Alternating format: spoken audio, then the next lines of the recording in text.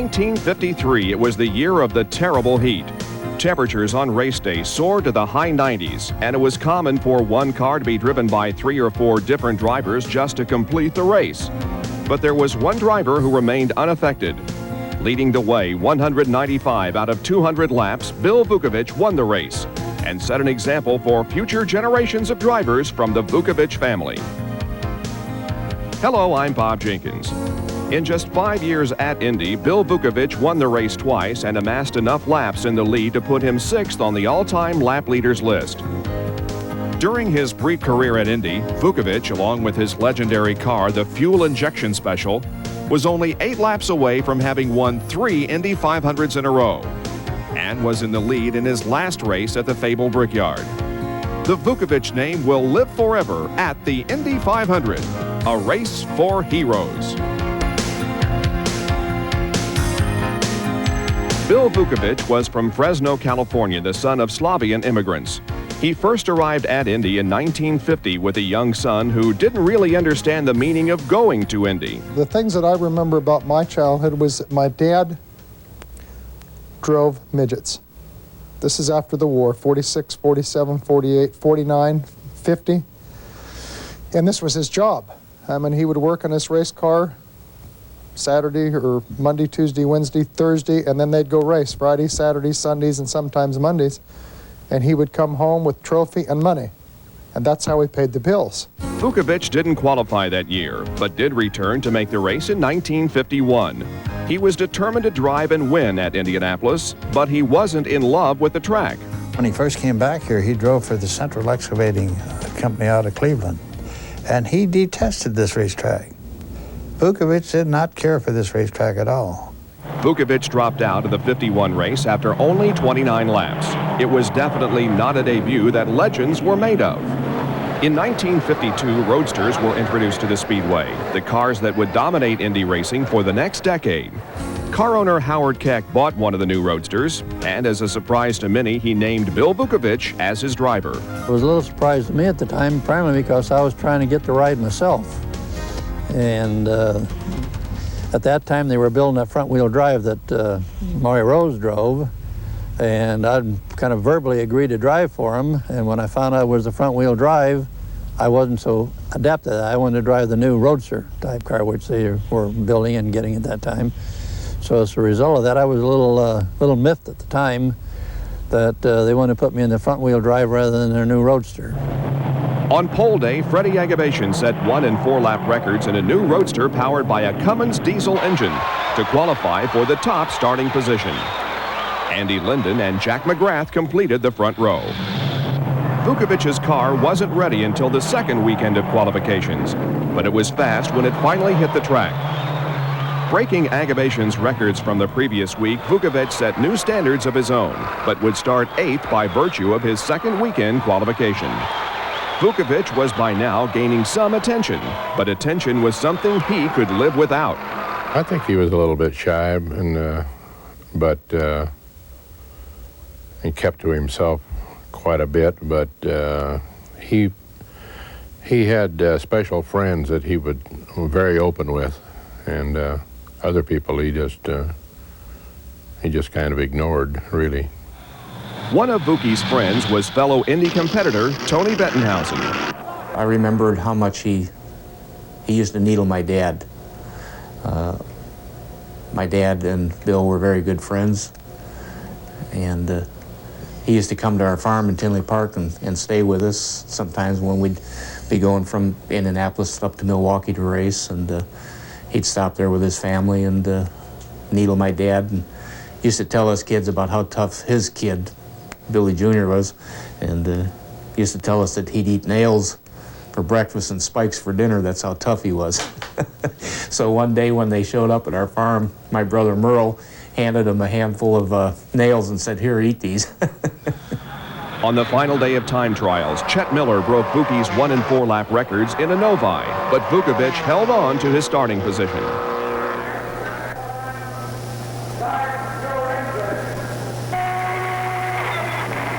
In pre-race speculation, many thought the start would be somewhat slow. Agabation's diesel was fast, but it was heavy and not a quick starter. Also, several of the fastest qualifiers were in the middle or back of the field. Jim Rathman took advantage of the predicted sluggish start, nearly taking the lead in turn 1 from his inside 4th row position. Jack McGrath held off Rathman for the first lap lead.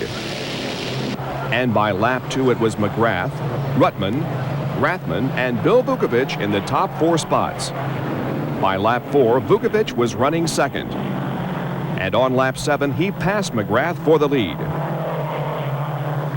It was only his second year at Indy, but Vukovich led with the confidence of a seasoned veteran. After dropping behind Ruttman briefly, Vukovich led 49 laps straight and built a 29-second lead over Ruttman before making his first pit stop.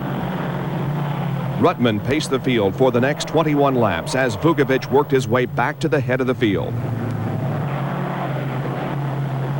Finally, Vukovich regained the lead as Ruttman hit the pits on lap 82. Ruttman lost valuable time when his car caught fire, but he stayed in the car until the fire was put out. Incredibly, Ruttman returned to the track after only a 2-minute delay and quickly moved back into second place. Vukovich continued to run away from the competition as Ruttman battled back into position. The gap between first and second was nearly 1.5 minutes. A rather leisurely stop by Vukovich on lap 134 allowed Ruttman to make up some time and lead the race for 13 laps. But Vukovich had the stronger car. He regained the top position on lap 148 and looked like a sure bet to take the checkered flag for his first win. But Vuki's steering tightened up and Ruttman began closing the gap. Finally, on lap 192, with Vukovich leading by 22 seconds, his steering gave out. And Ruttman finished the final 8 laps to take the victory. After leading 150 laps, Vukovich settled for 17th place. He led with impressive style. I trailed him for a long time, and I watched his style. And you could tell pretty quick that he knew the way around that racetrack, but he had been learning in the year prior to that. He was watching those that were front runners at the time. And he adapted himself pretty well because that roadster was doing a real good job up until the time that the steering failed. Really, the first time I ever remember thinking about Indianapolis was 1952, not in 51. I don't remember thinking anything about it. I don't remember race day. I don't remember listening to it on radio. Don't remember reading about it. But in 52, I remember, we almost won the race, and everybody around me made a big deal out of it. It would be an even bigger deal in 1953.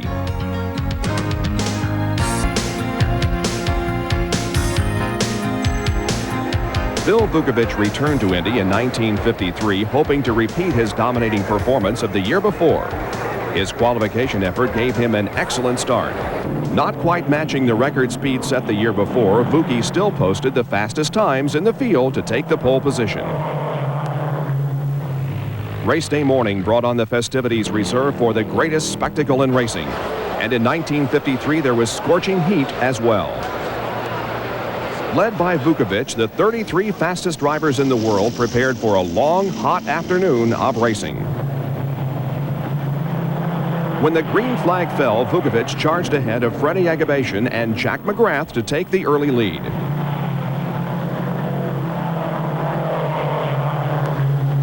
Tony Bettenhausen quickly moved up into second place as Vukovich pulled away from the pack. For the first 48 laps, Vukovich was untouchable. Following Vuki's first pit stop, Agabashian, Jim Rathman, and Sam Hanks took turns pacing the field. But after 5 laps, Vukovich was back in control. The oppressive heat took its toll on many of the drivers as substitutions became more the rule than the exception. Carl Scarborough, after being relieved by Bob Scott, died from heat exhaustion. But Vukovich seemed unaffected by the heat. As several of his competitors fought simply to stay in the race, Vuki built a tremendous lead. Taking the checkered flag 3.5 minutes ahead of second place, Bill Vukovich won his first Indianapolis 500. Mrs. Vukovich made it to victory lane, but Bill Jr. was not at the track. I remember that day we were in Visalia, California, at a little baseball outing for the kids in baseball. And we were playing. And I wasn't even listening to the race. And somebody come up and said, geez, your dad's leading this thing with the Indianapolis 500 with 10 laps to go. And, okay, it really wasn't a big deal. For the race drivers, he was very social and very nice one. But the press, he had a disdain for the press for some reason or other. He didn't care much for them, and he certainly didn't care about banquets and dinners and that sort of thing. He wasn't interested in socializing, per se. He was happy to go in some garage and sit down on a bench and visit with the guys there than he was to get dressed up and go have a cocktail and dinner at some social function. In the 52 and 53 races combined, Bill Vukovich had led 345 out of a possible 400 laps at Indy. But in 1954, he struggled in practice. Jack McGrath led the charge for the 140-mile-an-hour barrier. And in qualifications, he made it official, averaging a new record of better than 141. Jimmy Daywalt and Jimmy Bryan completed the front row with averages of better than 139.5. Qualifying on the second weekend of time trials, Vukovich was fast enough to make the race, but he would start from the inside of row 7. As the fans poured in for the 38th running of the Indy 500, there was concern about Vuki's car, but Vukovich was determined to win with it. As the field rolled out for the parade lap, Vukovich was starting from his worst position since his rookie year. But when the green flag fell, he was ready to race. To nobody's surprise, Jack McGrath took the early lead. And by lap 6, Vukovich had moved up 11 spots to 8th. During the first round of pit stops, Jimmy Daywalt and Art Cross took turns in front, while Vukovich continued his assault on the leaders, moving up to 3rd. Vukovich led one lap during that stretch, but Jimmy Bryan took command when the shuffling was over. Continuing to run well, Vukovich passed leader Jack McGrath on lap 92 to take first place. This time, he would hold on. Vukovich asserted himself as the man to beat, pacing the field for the next 38 laps before making his final pit stop. Jimmy Bryan took advantage of the stop to lead the next 20 laps. But on lap 150, Bryan pulled into the pits, giving the lead back to Vukovich. The race was his to win. Vuki's crew tried to get him to slow down to save the car, but he was determined to run hard. I think they get a certain rhythm, and I think that I've seen it happen to a lot of drivers where you tried to slow them down and they got all goofed up and they couldn't get back up to speed when they had to, if they had to, if they got challenged. So I think he just basically had one kind of speed and to go as fast as he felt like he could go, and sometimes that's probably the way to do it, really, just keep going, and as long as you're not being overly dangerous or putting yourself out on a limb. Vukovich built nearly a one-lap lead over Jimmy Bryan to win his second straight Indy 500. In the process of winning 2 straight, he looked unbeatable. But Billy Vukovich was not so impressed. At the time, if someone would have argued the fact with me that someone would say, well, your dad isn't one of the greatest Indianapolis drivers that ever lived, I wouldn't have said a word, because I really wasn't into it. It was just my dad. Now that I've grown up and I understand what's important to us in racing, if someone made that statement that he wasn't one of the greatest at Indianapolis of all time, I mean, they'd have an argument on their hands. After only 4 races, Vukovich was considered one of the best ever at Indy.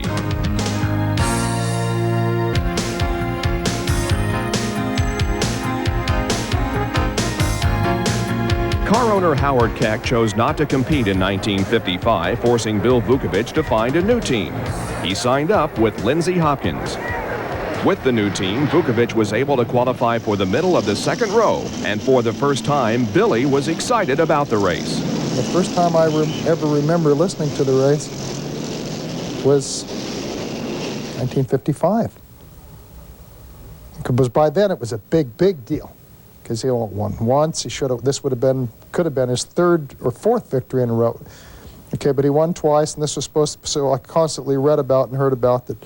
You know, he had a chance to be the first 3-time winner in a row, back to back. So by then, I think that time I realized that this is a big deal. Jack McGrath charged out to an early lead from outside of row 1 at the start.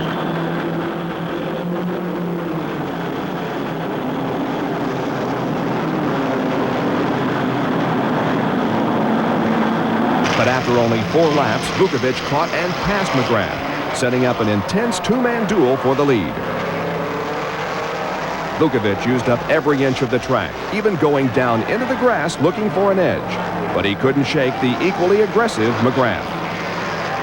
The two drivers remained only yards apart when McGrath developed magneto problems and dropped out on lap 54. Vukovich kept charging, looking very much like he would become the Speedway's first 3-time consecutive winner. But on lap 57, as Vukovich approached a group of slower cars, Roger Ward's front axle broke, causing an unavoidable chain reaction that sent Vukovich into and over the wall. The legendary Bill Vukovich received fatal injuries, leading the race at 57 laps. I didn't think of it as a big deal. I thought, this is what I envisioned in my mind, 2 cars sitting in the infield, one on fire, the hood was open, small fire, and they're putting this fire out. And I envisioned in my mind, I remember this, that my dad was standing there. You know, you know how you're trying to picture in your mind what this radio is talking about, and that was it. And here come my aunts and uncles, Mike, Eli, my dad's brothers, and they came by. Now, why? Maybe they had a better grasp of this deal, because they were all very concerned, and they wanted me to come with them and come to the families where they were all at, and I didn't understand this, because there had been nothing talked about on the radio other than that there was an accident. And they were kind of overreacting to this deal. And they were, I think, at the time, because we didn't know. Nobody knew. The report hadn't come out. Anyway, I went over to where my aunts and uncles and the family were, and everyone was on edge and tense and this and that. And then they announced that he had been killed. And then, boy, I mean, everything just went, you know, it's a shock. Billy Vukovich was 11 years old when his father died and was only then becoming interested in his father's occupation. In 1968, at the age of 24, he made his debut at Indy, 13 years after his father's tragic death. I don't think it's affected us like it would maybe for some people that weren't directly involved with this wouldn't understand it. I think Gary Bettenhausen, he certainly understands it. His father was killed over here, but he still wanted to come here and race, you know, and drive by the same spot his father was killed at. But I mean, that's just part of this deal. It's part of racing. It's part of life when you really think about it.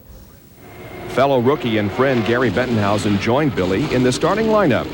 It was the beginning of a new era of 2 legendary names at Indy.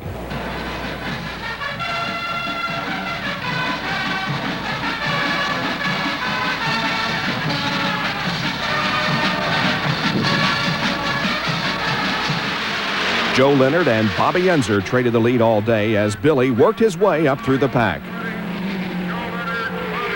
On lap 127, Billy spun in turn 4, but was able to restart the car and continue. Finishing the race 7th, Billy was awarded the Rookie of the Year award. Though he showed promise on the track, he did not always show the same outward shyness his father did. He did have a hair trigger fuse, you know, on his temper. And when he became upset, there was no doubt that he was upset. Everybody knew it. Displaying great devotion to the sport of auto racing, Billy Vukovich continued to run at Indy, posting a 5th place finish in 71, 2nd in 73, 3rd in 74, and 6th in 75. Though Billy never achieved the greatness of his father, he displayed the same fire and devotion to auto racing that was unchallenged. And he fathered a 3rd-generation Vukovich to continue the family tradition. It was 1988 when Bill Vukovich III first qualified at Indy. He was the first grandson of a former driver to make the race. And as he made his qualifying run, his nervous father couldn't watch. It was on the radio, and I could hear Billy going through one, and I could tell he was using this thing up. You can tell from the motor tone. He was using it up, and they give the first lap, and I can't remember what it was, 2:13, somewhere around here it is. But anyway, then usually sometimes you slow down. The track, if the tires heat up, a lot of things can go wrong. and the second lap was a little bit quicker. And I thought, geez, you know, because Billy already had one attempt. And the third lap was quicker yet. And then when it was over with, I just couldn't believe it. Vukovich III lined up next to Tony Bettenhausen on row 8 for the start and ran a solid race. As Rick Mears went on to win his third Indy 500, Billy hung on to finish 14th and was awarded Rookie of the Year honors 20 years after his father won the same award. It was a fitting start for a young man seeking to carry on his family's racing tradition with style. But it was a start with a premature ending. In the fall of 1990, Billy Vukovich III received fatal injuries while practicing for a sprint car race in California. The shock of Billy's death was felt throughout the racing community, but nowhere else was the shock felt so hard as to Bill Vukovich II, who now has lost both a father and a son to auto racing.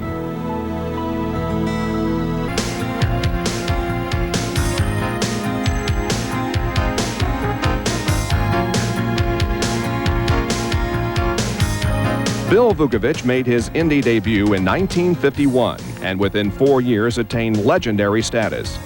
Dominating 3 straight races and looking quite unbeatable, Vukovich was a hero who just wanted to race cars.